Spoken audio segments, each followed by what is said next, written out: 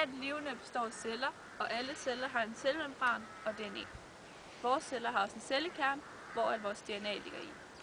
Vores celler dør og skal derfor erstattes af nogle nye, og det gør de ved at dele sig. Der findes 2 forskellige slags celledelinger, men vi vil kun koncentrere os om den ene, mitosen. Mitosen går ud på, at vi får lavet nogle nye celler, som er identiske med de gamle. Mitosen består af 5 faser: interfase, profase, metafase, anafase og telofase.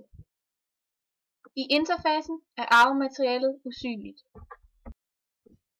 I profasen bliver arvematerialet, som er de små krydser, fordoblet og synligt.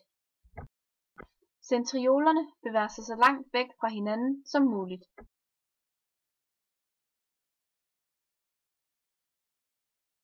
I metafasen bliver kernemembranen opløst, og arvematerialet ligger frit i cellen. Arvematerialet lægger sig ind i cellens midtplan. Der bliver dannet nogle tentråde, som går fra arvematerialet til centriolerne. I anafasen begynder tentrådene at trække så meget i arvematerialet, at det deler sig i 2.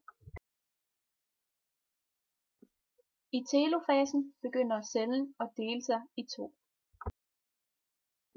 Arvematerialet begynder at samle sig i sin egen cellekerne. Og hver celle begynder at lave sin egen kernemembran rundt om cellekernen. Cellen har delt sig, og vi har nu 2 celler, som er fuldkommen identiske.